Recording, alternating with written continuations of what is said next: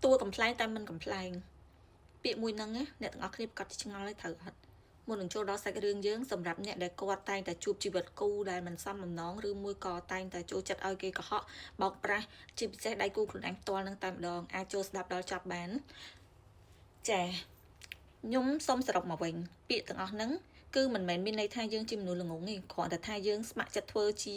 មនុស្សដែលឲ្យគេបោកប្រាស់បានហើយស្ម័គ្រចិត្តធ្វើជាតួកំ pl ែងដែលឲ្យមនុស្សដែលខ្លួនឯងស្រឡាញ់ហ្នឹងក៏ហក់បានម្ដងជា2ដងឬមួយក៏ជាទម្លាប់ទៅហើយពេលខ្លះមិនត្រឹមតែដៃគូអ្នកកុហកអីយើងកុហកខ្លួនឯងទៀតពេលខ្លះយើងដឹងថាគេកុហកយើងហើយតែយើងនៅតែព្យាយាមកុហកខ្លួនឯងថាគេមិនដូចជាអ្វីដែលយើងគិតទេទាំងតែជាក់ស្ដែងយើងប្រកាសខ្លួនឯងហើយថាគេកំពុងតែបោកប្រាស់យើង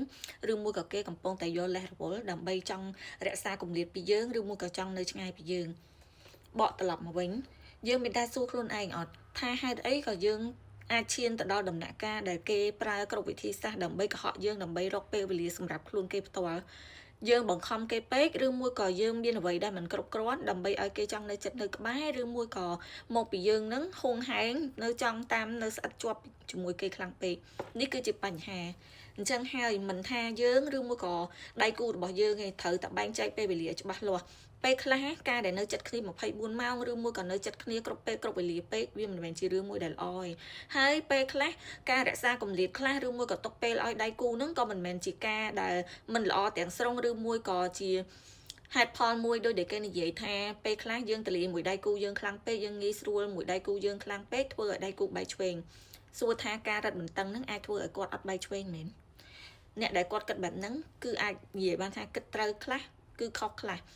50-50តែភាគរយដែលខ្ញុំចង់បញ្ជាក់នេះគឺការក្បត់ផាត់ឬមួយក៏ការដែលមានទំនាក់ទំនងក្រៅផ្លូវការផ្សេងអាចនិយាយពាក្យអាក្រក់ស្ដាប់ថាមានជនទី3នឹងឯង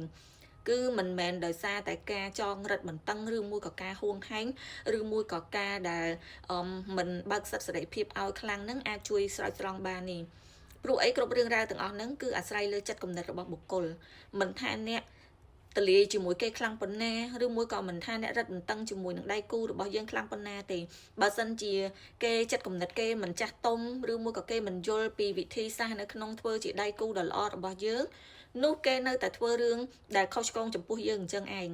អញ្ចឹងហើយវាអត់មានហេតុផលអីដែលយើងត្រូវទៅបន្ទាបតម្លៃខ្លួនយើងទៅតាមហួងហែងធ្វើដូចជាខ្វះគេមិនបាននោះទេពេលខ្លះតម្លៃរបស់យើងគឺយើងអ្នកផ្ដល់ឲ្យខ្លួនឯងមិនមែនអ្នកណាម្នាក់មកផ្ដល់ឲ្យអញ្ចឹងបើសូម្បីតែតម្លៃជាមនុស្សស្រីដែលមាន